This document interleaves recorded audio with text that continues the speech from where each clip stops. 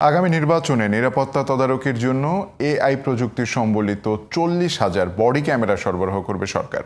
দুপুরে রাজধানীর foreign service একাডেমিতে প্রধান উপদেষ্টার মালয়েশিয়া সফর নিয়ে সংবাদ সম্মেলনে এসব কথা জানিয়েছেন প্রেস উইং। প্রধান উপদেষ্টা প্রেস সেক্রেটারি শফিকুল আলম বলেন, শ্রম, প্রতিরক্ষা, জ্বালানি ও হালাল খাদ্য সহ বিভিন্ন খাতে মালয়েশিয়ার সাথে 5টি সমঝোতা স্মারক সই হওয়ার সম্ভাবনা রয়েছে। আরও জানাচ্ছেন শাহরিয়ার বাঁধন।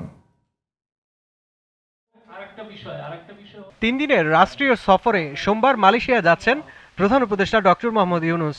রোববার দুপুরে ফরেন সার্ভিস একাডেমিতে সংবাদ সম্মেলনে সফরের বিস্তারিত তুলে ধরেন প্রধান উপদেষ্টার প্রেস সেক্রেটারি শফিকুল আলম।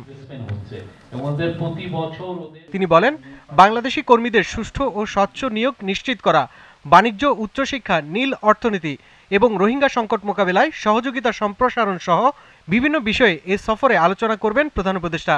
আমাদের সাথে মাইগ্রেশন নিয়ে তাদের সাথে কথা হবে, একটু বলতে পারি, এবং এটা এবং আমরা এখন যেটা এমফাসিস দিচ্ছি যাতে আমাদের বাংলাদেশ থেকে আরও স্কিল লেবার নেন এবং যারা বাংলাদেশের হয়ে ওইখানে বাংলাদেশ থেকে মালয়েশিয়ান ইউনিভার্সিটিগুলোতে পড়ালেখা করেন তারাও যেন ওইখানে ওয়ার্ক অপরচুনিটি পান, সেই বিষয়গুলো আমরা চেষ্টা করছি।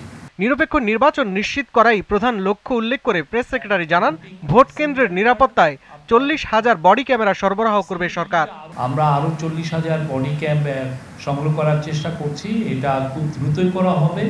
এটা থাকলে যেটা হবে যে তাহলে ওই ভোটিং সেন্টারটার আপনার সিকিউরিটিটা আরও ভালোভাবে আমরা ইনশিওর করতে পারবো। আওয়ামী লীগের বিদেশে কর্মকাণ্ডের বিষয়ে এক প্রশ্নের জবাবে শফিকুল আলম বলেন, এ বিষয়ে নজরদারি করছে সরকার। তাদের কার্যক্রম ব্যান করা হয়েছে বাংলাদেশে, তারা বাইরে কি করছে আমাদের অবশ্যই আমরা মনিটরিং করছি। তারা যদি বাংলাদেশ। শাহরিয়ার বাঁধন, জিটিভি নিউজ, ঢাকা।